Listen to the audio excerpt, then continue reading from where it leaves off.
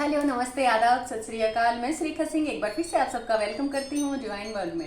Divine magical tarot 1111 में आप सबका वेलकम है। आज हम बात करने वाले हैं थर्ड पार्टी के बारे में। थर्ड पार्टी क्या होती है, क्यों आपकी लाइफ में आती है, कब तक रहती है, कब चली जाती है, क्या रोल होता है, क्या रीज़न होता है। आज हम इन सारी चीज़ों के बारे में बात करने वाले हैं और फिर हम एज यूजुअल आपके पर्सन की एनर्जी देखेंगे और आपकी एनर्जी देखेंगे, थर्ड पार्टी सिचुएशन देखेंगे और देखेंगे कि आपके पर्सन कब तक एक्शन लेंगे, एंजल गाइडेंस आपके लिए देखेंगे। तो ये सारी चीज़ें आज के वीडियो में होने वाली हैं। सो बी रेडी फॉर दैट। आज आपकी लाइफ में थर्ड पार्टी है, किसी की लाइफ में आज है, किसी की लाइफ में कल आ सकती है, किसी की लाइफ में परसों आ सकती है या किसी की लाइफ में होके जा चुकी है। सो हम आज सारी पॉसिबल सिचुएशंस देखेंगे और बात करेंगे कि क्यों हमारी लाइफ में थर्ड पार्टी आती है। सबसे पहले हम जान लेते हैं थर्ड पार्टी होती कौन है। सपोज कीजिए आप एक हस्बैंड वाइफ हैं, बहुत अच्छी लाइफ जी रहे हैं, फिर आपके हस्बैंड या आपकी वाइफ की लाइफ में कोई और आ जाता है, उसे हम थर्ड पार्टी कहते हैं। आप बहुत अच्छे फ्रेंड हैं, आपकी बहुत अच्छी दोस्ती चल रही है, फिर आपके फ्रेंड की लाइफ में कोई और आ जाता है और धीरे धीरे वो आपकी जगह ले लेता है, तो वो थर्ड पार्टी है। आप एक रिलेशनशिप में हैं, बहुत अच्छे रिलेशनशिप में है, एक लव कनेक्शन में है और फिर उनके लाइफ में, आपके पर्सन की लाइफ में कोई और आ जाता है, तो वो थर्ड पार्टी है। कभी आपकी लाइफ में कोई और आ जाता है तो वो उनके लिए थर्ड पार्टी है। आप यहाँ पे जो रीडिंग देख रहे हैं उनमें से बहुत सारे व्यूवर्स ऐसे हैं जो एक मैरिड पर्सन को डेट कर रहे हैं, मैरिड पर्सन के साथ कनेक्शन में है और जो मैरिड पर्सन है उनकी जो वाइफ है वो आपकी थर्ड पार्टी है। उनके लिए आप थर्ड पार्टी हो। आपके पर्सन जब आपसे कनेक्शन में आए थे, रिलेशनशिप में आए थे, तो उन्होंने आपसे कहा था कि उनकी वाइफ से उनकी इतनी ज़्यादा अच्छी बनती नहीं है, उनको वो फुलफिलमेंट वहाँ से नहीं मिलती है, उनको वो लव, वो अपनापन वहाँ से नहीं मिलता है, उनकी वाइफ उनको ऐसे करती है, वैसे करती है, परेशान रखती है ना, ऑल दैट। फिर वो आपके साथ एक कनेक्शन में आ जाते हैं, आपको कुछ उनसे सिंपैथी होती है, कुछ उनसे अट्रैक्शन होता है और आप उनके साथ एक कनेक्शन में आ जाते हो, क्योंकि दूसरी तरफ आप भी ऑलमोस्ट सेम सिचुएशन से सफ़र कर रहे होते हो या कहीं ना कहीं आपको आपके हस्बैंड या वाइफ टाइम नहीं दे रहे होते हैं या आपसे लड़ाई झगड़े चल रहे होते हैं या आपको भी वहाँ से वो फुलफिलमेंट नहीं मिला होता। कई बार वो रिस्पेक्ट नहीं मिली होती। बहुत बार जो फीमेल होती है वो सिर्फ रिस्पेक्ट के लिए, सामने वाला पर्सन उनको बहुत ज़्यादा रिस्पेक्ट, बहुत ज़्यादा केयर शो कर देता है, तो वो उस रिलेशनशिप में चली जाती है। आज आपको बहुत लोगों को क्लैरिटी भी मिलने वाली है कि आपके जो पर्सन है वो फेक है या वो रियल में आपके पर्सन ही है। सो बी रेडी फॉर दैट। तो जब इस तरह के रिलेशनशिप में आप आते हो, एक एक्स्ट्रा मैरिटल रिलेशनशिप में जब आप आते हो, तो उसके स्टार्टिंग में यही होता है कि वाइफ अच्छे से बिहेव नहीं कर रही या हस्बैंड अच्छे से बिहेव नहीं कर रहा और आपके बीच में काफ़ी सारी प्रॉब्लम्स हैं, काफ़ी सारे इश्यूज़ हैं। लेकिन धीरे धीरे क्या होता है, जब आप एक दूसरे के साथ थोड़ा टाइम स्पेंड कर लेते हो तो इस बीच या तो उनकी वाइफ को पता चल जाता है या आपके हस्बैंड को पता चल जाता है, कुछ भी ऐसा हो जाता है, तो आपका जो कनेक्शन है वो पहले जैसा नहीं रह जाता, उसमें ऑन ऑफ सिचुएशन चलनी शुरू हो जाती है। सामने वाला इंसान या तो पीछे हट जाता है, आपको घोस्ट कर देता है, आपको ब्लॉक कर देता है, या कई बार वो यही कर देता है कि वो आपके ही ऊपर सारा ब्लेम डाल देता है कि ये मेरे पीछे पड़ी थी, या लेडी है तो वो कह देती है कि ये मेरे पीछे पड़ा था और इसलिए ये सब कुछ हुआ। बहुत सारे केस हो जाते हैं, बहुत सारी प्रॉब्लम कोज हो जाती है और आप कहीं ना कहीं बहुत हद तक टूट जाते हो अपने अंदर कि मेरे साथ ये सब क्यों हुआ, सब अच्छा चल रहा था, क्या इतनी भी खुशी भगवान से मेरी देखी नहीं गई। तो ये सब होता है और फिर जो उनकी वाइफ है वो उनको और ज़्यादा टॉर्चर करना शुरू कर देती है, वो उन पर नज़र रखना शुरू कर देती है, हर बात पे वो उनको भरोसा दिलाने की कोशिश कर रहे होते हैं। कहीं ना कहीं इधर आप भी परेशानी में होते हो, उधर वो भी परेशानी में होते हैं, उधर वो थर्ड पार्टी, जिसको आप थर्ड पार्टी कह रहे हो, एक्चुअल में जो उनकी वाइफ होती है, जिनके लिए आप थर्ड पार्टी हो, जो आपके लिए कहीं कहीं घूम रही होगी कि मेरी लाइफ में एक थर्ड पार्टी आ गई है, मैं क्या करूँ। आप उनके लिए घूम रहे हो कि थर्ड पार्टी आ गई है, मैं क्या करूँ। कौन डिसाइड करेगा कौन थर्ड पार्टी है। आप उनके लिए थर्ड पार्टी हो, वो आपके लिए थर्ड पार्टी है। अब ये चीज़ें आगे बढ़ती हैं, अब वो पर्सन आपसे बात करना बंद कर देते हैं, आपको इग्नोर करना शुरू करते हैं, अपनी वाइफ को भरोसा दिला रहे होते हैं। कई बार हस्बैंड वाइफ का जो रिलेशन होता है वो हर रिलेशन से आज के दिन भी ऊपर ही होता है।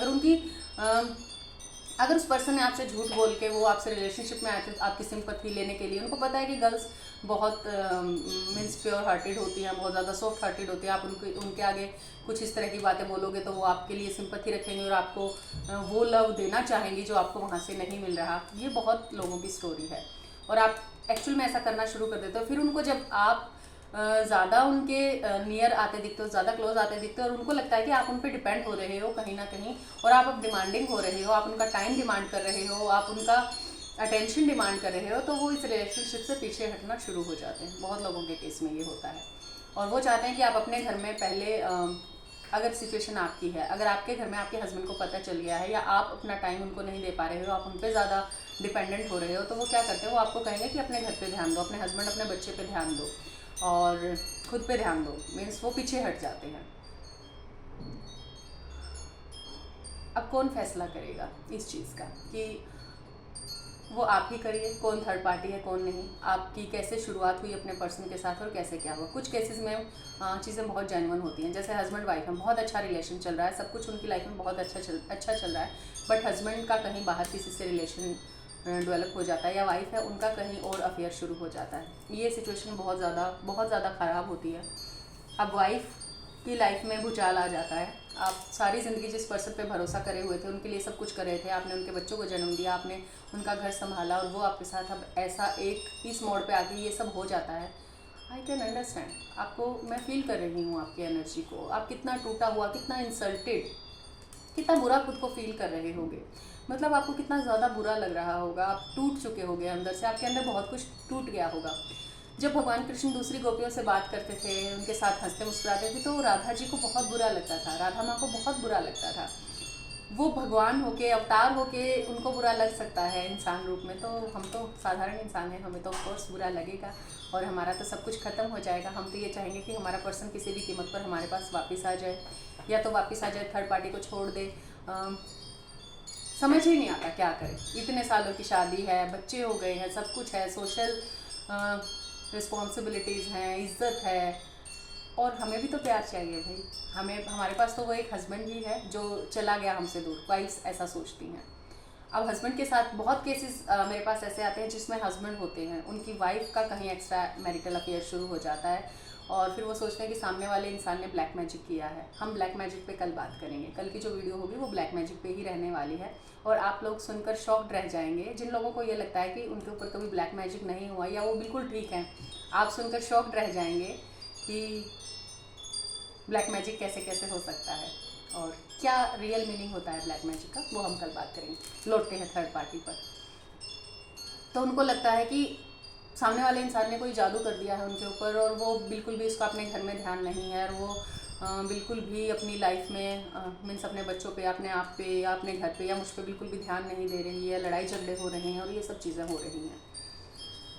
आपको क्लैरिटी मिलनी शुरू होती है थोड़े टाइम बाद, आपके मन में डाउट आने शुरू, क्लैरिटी नहीं मिलती, आपके मन में डाउट आने शुरू होते हैं, आपके मन में फियर आपको और ज़ोर से पकड़ना शुरू करता है। जब आपके पर्सन जो पहले ये कहते थे कि उनको उनकी वाइफ अच्छी नहीं लगती हैं, या वो उनसे डिवोर्स लेंगे, या वो उनको वो फुलफिलमेंट नहीं मिलता, वो तो बस मजबूरी में, वो तो बस बच्चों के लिए उसको झेल रहे हैं। सेम किसी पर्सन की सिचुएशन है, किसी बॉय की या किसी आदमी की सिचुएशन है, मैन सिचुएशन है, तो भी ऐसा ही होता है।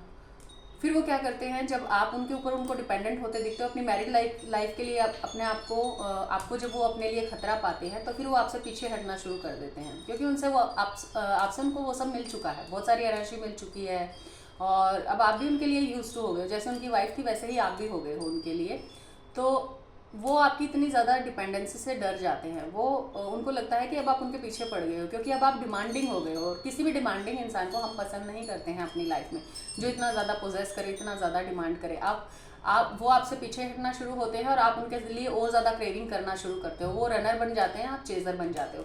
अब इन चीज़ों को लोग कि कोई सोलमेट का नाम ले लेता है, कोई ट्विन फ्लेम का नाम ले लेता है। एक्चुअल में ये रिलेशनशिप आते हैं हमारी लाइफ में हमारे इश्यूज़ को बाहर निकालने के लिए। हाँ, हो सकता है आप ट्विन फ्लेम जर्नी में हो सकता है आप हाई लेवल ऑफ किसी सोलमेट जर्नी में हो, या आप सिंपल स्पिरिचुअल जर्नी में भी हो। तो हम इसके बारे में बाद में बात करेंगे कि कैसे डिसाइड करें कि आप किस जर्नी में हैं। उसके लिए टैरो रीडिंग का सहारा लिया जा सकता है। टैरो रीडिंग से आप पता कर सकते हो कि आप किस जर्नी में हो। उसके लिए आपको पर्सनल गाइडेंस लेनी चाहिए, आपको अपनी लाइफ में क्लियर होना चाहिए, तभी आप आगे बढ़ पाएंगे। तो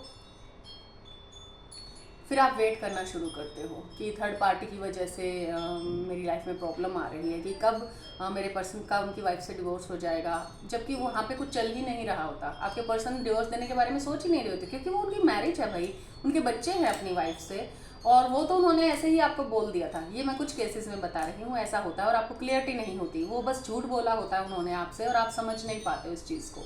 तो ये उन केसेस के लिए है। अभी मैं जेन्युइन केसेस की भी बात करने वाली हूँ।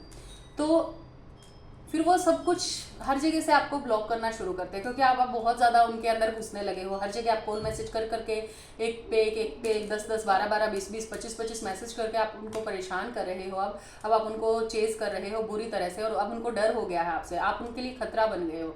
अब उनको लगता है कि आप तो किसी भी टाइम कैसे भी मैसेज कर देते हो, और ये मैसेज अगर उनकी वाइफ देख ले या कोई और देख ले। आप सोचिए, अगर एक मैरिड पर्सन है और आप उसको बार बार कॉल मैसेज कर रहे हो और उसकी वाइफ को वो पता चल जाता है, तो उसकी वाइफ को ही सिर्फ वो पता नहीं चलेगा, उसके इन लॉज को भी पता चलेगा और भी उसके फैमिली मेंबर्स को भी पता चलेगा।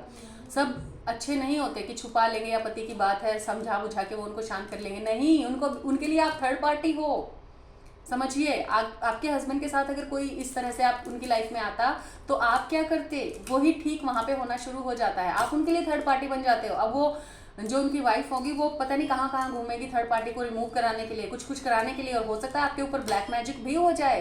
तो आप बस कूद पड़ते हो किसी भी रिलेशनशिप में बिना उसके कंसिक्वेंसेस जाने, बिना उसके आउटकम्स जाने, बिना उसका रिजल्ट जाने। और ये कितना ज़्यादा डेंजरस होता है, आप सोच भी नहीं सकते हो। फिर आप सफ़र करते हो ब्लैक मैजिक से, फिर आपको लगता है ये क्या हो रहा है मेरे साथ, क्यों मेरे अंदर से ये इश्यूज निकल निकल के आ रहे हैं, क्यों मैं इतनी ज़्यादा परेशान हूँ, क्यों वो पर्सन मेरे माइंड से नहीं निकल रहा, क्यों मेरा ध्यान कहीं और नहीं लग रहा, मैं क्या करूँ। ये सब कुछ हो जाता है क्योंकि हम बिना सोचे समझे कूद गए। हमने देखा ही नहीं रिजल्ट क्या होंगे, हम पहले तैयार ही नहीं थे उनके लिए, बस लव मिला और हम कूद पड़े। तो आई होप इतनी तो क्लैरिटी मिली होगी थर्ड पार्टी कौन है। उनके लिए आप थर्ड पार्टी हो, आपके लिए वो थर्ड पार्टी है।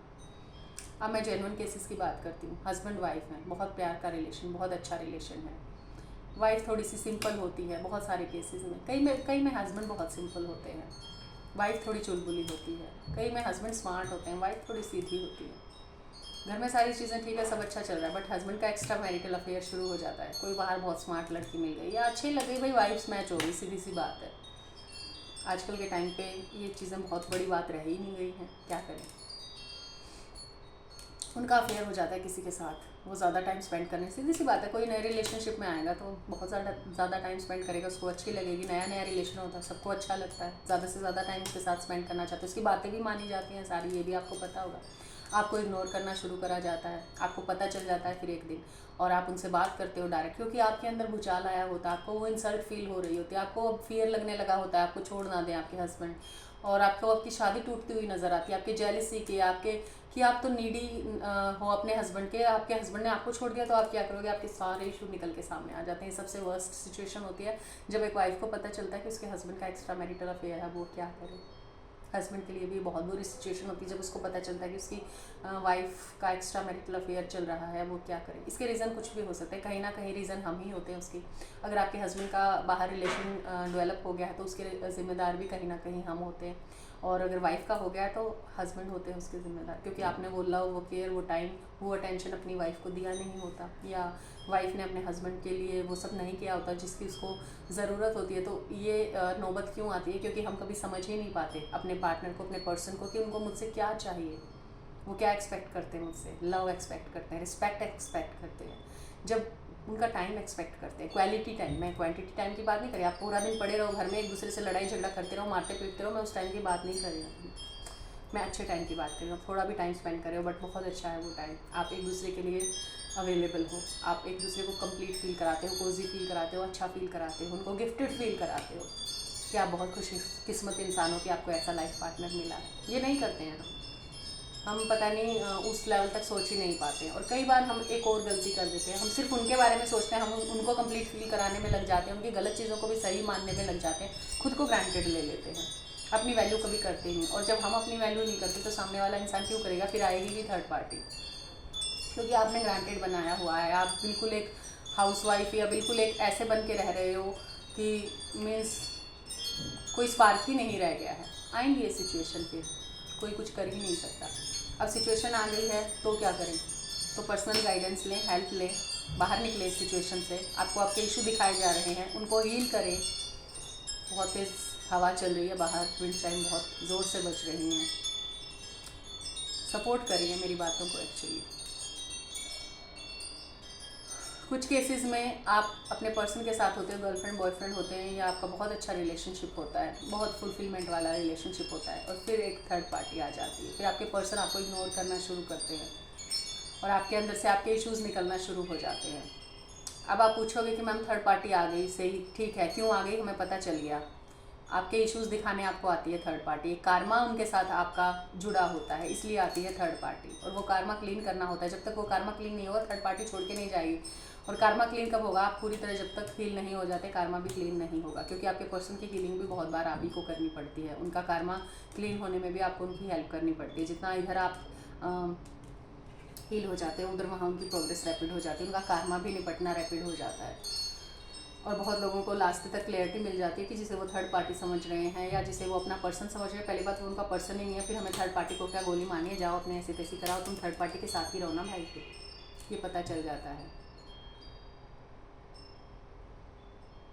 तो थर्ड पार्टी कब छोड़ के जाती है, एक्चुअल में थर्ड पार्टी कभी थी ही नहीं, वो सिर्फ एक भ्रम है, क्योंकि आप खुद पे ध्यान नहीं दे रहे थे, इसलिए कोई और इम्पोर्टेंट बन गया था। जैसे ही आप खुद पे ध्यान देना शुरू करते हो, जैसे ही आप इम्पोर्टेंट हो जाना शुरू करते हो खुद के लिए, तो आप दूसरों के लिए भी इम्पोर्टेंट हो जाते हो। थर्ड पार्टी से कभी कंपटीशन मत करें, थर्ड पार्टी ऐसी है तो मैं भी ऐसी बन जाऊँ, नहीं। आप जो हो वो बनो, जो बनने के लिए आप पैदा हुए हो, इस धरती पे आए हो, इनकारनेट हुए हो, वो बनो। Be divine, be pure, be love, be forgiveness, be happiness, be beauty, तो सब बनो। बहुत सारी गंदगी अंदर भरी है, बहुत सारे इश्यूज़ भरे हैं, निकालना है उनको। आप सिर्फ इसलिए पैदा नहीं हुए हो कि आए, घर का कामकाज किया, चार चुगलियाँ की, इधर की उधर की बात की, ख़त्म किया, लड़ाई हुई, रोई, उठी सुबह, फिर काम पे लग गई, यही लाइफ है? नहीं, लाइफ ये नहीं है। लाइफ कुछ और है। Life is all about to make happy everybody around us, to help everybody around us, to be our best version.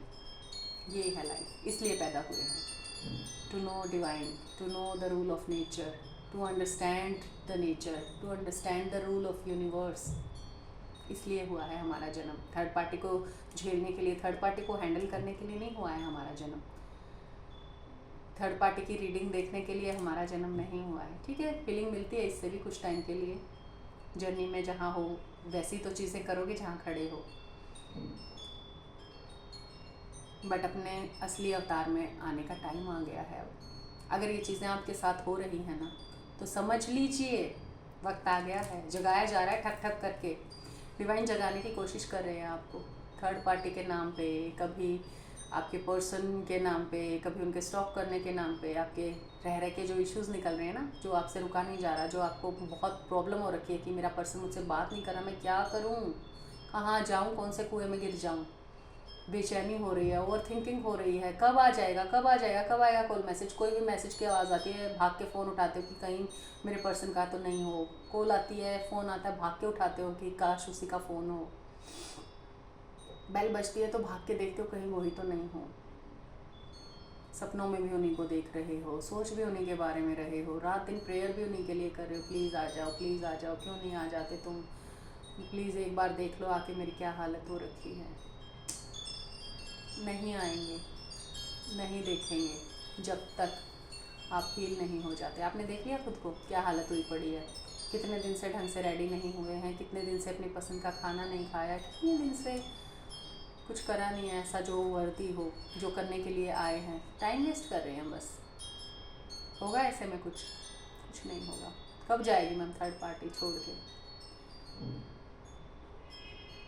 Third party तब जाएगी जब आपके पर्सन के लिए आप इम्पोर्टेंट हो जाओगे, आप अपनी नज़रों में इम्पोर्टेंट हो जाओगे, आप अपना बेस्ट वर्जन बन जाओगे, फिर आपको फ़र्क नहीं पड़ेगा थर्ड पार्टी है नहीं है, फिर आपको पता चल जाएगा जो मेरे साथ है, मुझे अगर कोई खो रहा है तो उसका नुकसान हो रहा है, मेरा नहीं। मेरे साथ कोई है तो वो खुशकिस्मत है। जब आपको ये फील होना शुरू हो जाएगा या आप अंदर से जान लोगे तो आपको पता चल जाएगा कि ये थर्ड पार्टी आने से नुकसान आपका नहीं, सामने वाले इंसान का हुआ है। फिर नहीं बोलोगे जाए थर्ड पार्टी, फिर आपका पर्सन आपकी तरफ आएगा तो आप कहोगे जाओ उसके पास, मेरे पास किस लिए आए हो, तुम मेरे लायक हो, नहीं हो तुम मेरे लायक, मैं नहीं एक्सेप्ट कर रही तुम्हें, अब तुम थर्ड पार्टी के पास जाओ, उसी से काम चलाओ, उसी के पास रहो, I don't need you any more. दया के पात्र मत बनो, बहुत बड़ा बनने के लिए पैदा हुए हो, डिवाइन खुद जैसा बनाना चाहते हैं, वो बनना है।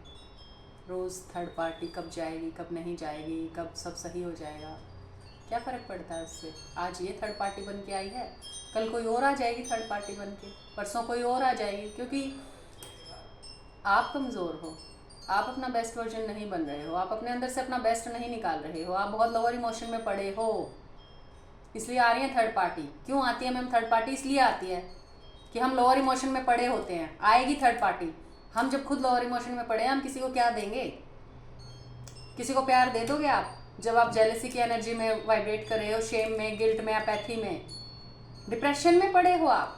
अच्छे से आपको तैयार होना नहीं आ रहा है, आपको मज़ा नहीं आ रहा है, आपको लाइफ समझ ही नहीं रहे हो कितनी बड़ी अपॉर्चुनिटी मिली है मुझे, ज़िंदगी मिली है। कुत्ता भी हो सकते थे, बिल्ली भी हो सकते थे, चूहा भी हो सकते थे, कबूतर भी हो सकते, कुछ भी तो हो सकते थे, चींटियाँ भी हो सकते थे, कितने लोगों के पैरों के नीचे आ जाती, मक्खियाँ हो सकती, लोग एक मिनट में स्प्रे कर देते हैं, मर जाती हैं, मच्छर भी हो सकते थे यार। इंसान बने हो, वैल्यू करो, इंसान के रूप में बर्थ मिला है भाई, वैल्यू करो खुद को, जो बना रखा है ना, क्या बोलूं। सामने वाले पे आपकी खुशी डिपेंड करती है, सामने वाला इंसान आएगा, मुझे अच्छा फील कराएगा, मैं खुश होंगी, कितनी देर खुश होंगी, और सामने वाला आपको अच्छा क्यों फील कराए, क्या डिजर्व करते हो आप, क्यों डिजर्व करते हो? आप हैप्पीनेस नहीं हो, आप अपने आप में कंप्लीट नहीं हो, कब तक भरेगा दूसरा आपको, ये बता दो। क्या उसकी अपनी लाइफ, अपनी खुशियाँ नहीं है उसकी? खुद से प्यार करो, पहले खुद को अच्छा फील कराओ, जब खुद को अच्छा फील कराओगे, खुद की वैल्यू करोगे, खुद को इम्पोर्टेंट बना लोगे, खुद को कंप्लीट बना लोगे, खुद को हैप्पीनेस बना लोगे, खुद को लव बना लोगे, तो दूसरे इंसानों को कुछ चाहिए होगा आपसे, क्योंकि लव चाहिए सबको, हैप्पीनेस चाहिए सबको, बैलेंस चाहिए। आप खुद बैलेंस होगे तो दूसरी चीज़ें आएंगी आपके पास, बैलेंस वाली, अच्छी वाली, लोगों को आपसे हीलिंग मिलेगी, लोग आएंगे आपके पास, बात करेंगे आपसे, आपके सारे लड़ाई झगड़े ख़त्म हो जाएंगे, आपके पर्सन बहुत ज़्यादा वैल्यू करेंगे आपको। पर नहीं ना, अरे वैल्यू चाहिए किसको भाई? नहीं चाहिए ना मेरे को वैल्यू, फिर खुश होना पड़ेगा, फिर रेडी होना पड़ेगा, नहाना पड़ेगा, अच्छे से रेडी होना पड़ेगा, अच्छा खाना खाना पड़ेगा, कौन करे यार, कौन पड़े इस चक्कर में? सारी प्रॉस्पेरिटी आ जाएगी यार, इतने पैसे कौन गिनेगा, सारा थूक ही ख़त्म हो जाएगा यार मेरा तो, और खर्च करना पड़ेगा, ना बाबा मेरे से नहीं होगा, मैं ऐसे ही ठीक हूँ, अपना पढ़ी हूँ सही से अपना, और अपना ठीक है, रीडिंग देख रही हूँ, अपना वीडियो देख रही हूँ, मैं ठीक हूँ यार, ऐसे ही ठीक हूँ।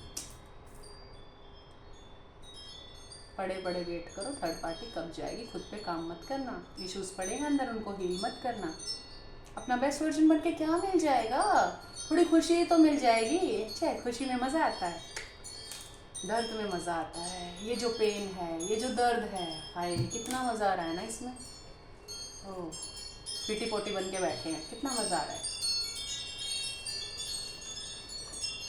तो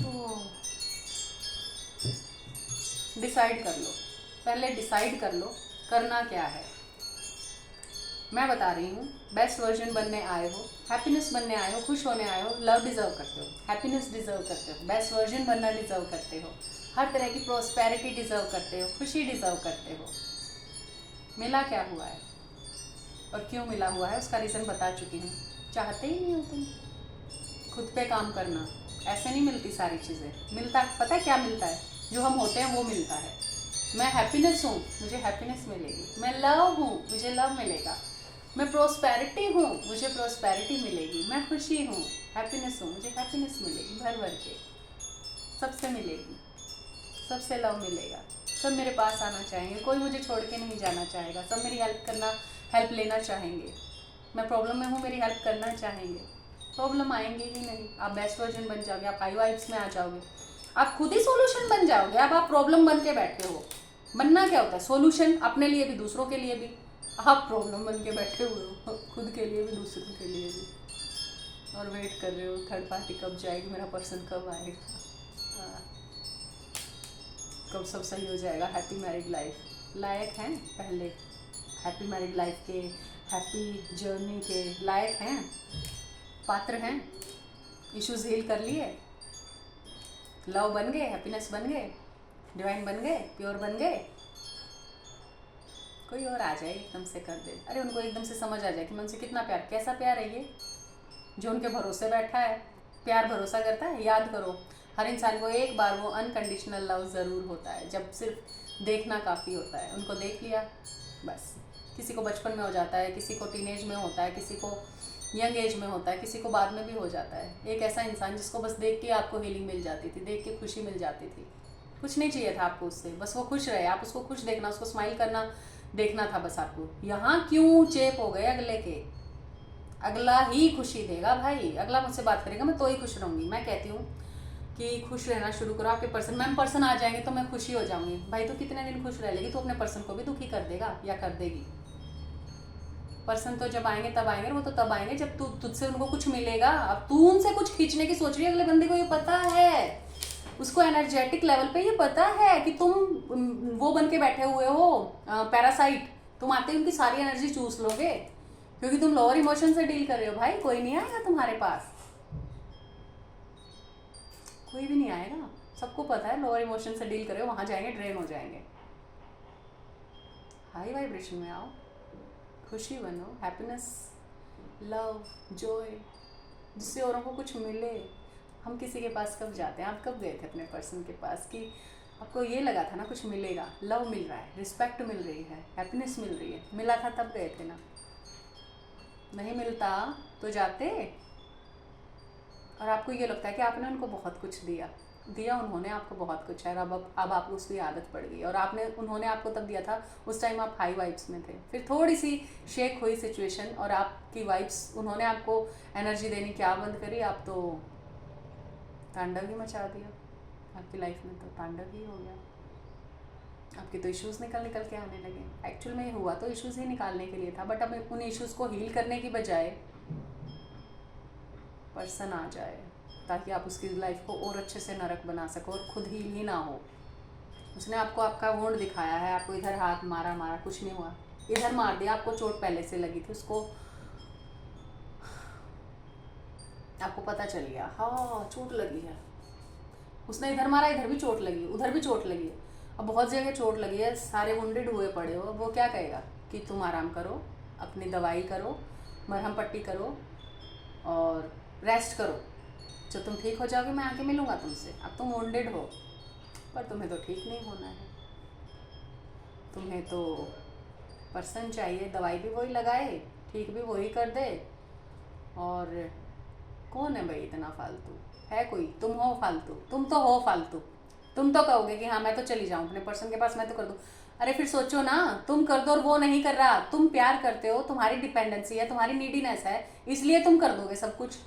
अगले की तो नहीं है भाई नीडीनेस, अगले को तो नीड नहीं है, अगला तो डिपेंड नहीं है तुम पे, अगला तो किसी फियर से ऑपरेट नहीं कर रहा, तो नहीं आएगा अगला। तो पागल है क्या अगला? तुम पागल हो, तुम्हें चाहिए, तुम नीडी हो, तुम डिपेंडेंट हो, क्यों आएगा भाई अगला? कुछ मिलेगा तब आएगा ना कोई हमारे पास। तुम कहोगे मैं तो इतना प्यार दे दूँ, कुछ कह दूंगी मैं, अब कहाँ से दोगे?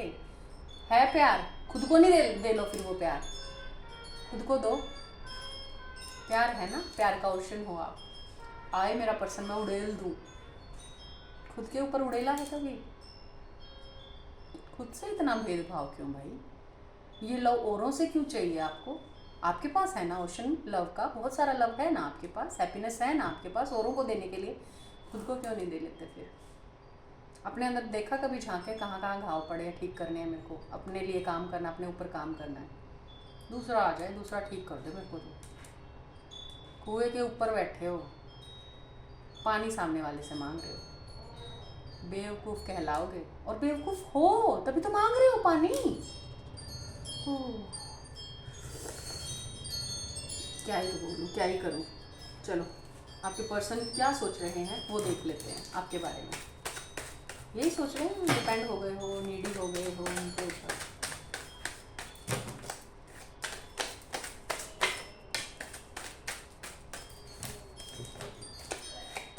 आपके पर्सन ये सोच रहे हैं कि आप भी उनको कंप्लीट करते हो, उनको भी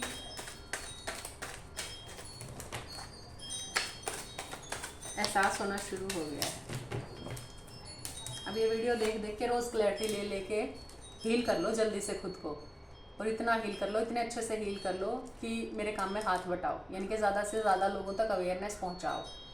हेल्प करो उनको। वीडियो देख लेंगे पर लाइक नहीं करेंगे, चैनल को सब्सक्राइब नहीं करेंगे, शेयर नहीं करेंगे, किसी और को थोड़ी ना फ़ायदा मिल जाए भाई। मैंने देख लिया, मेरे लिए काफ़ी है इतना।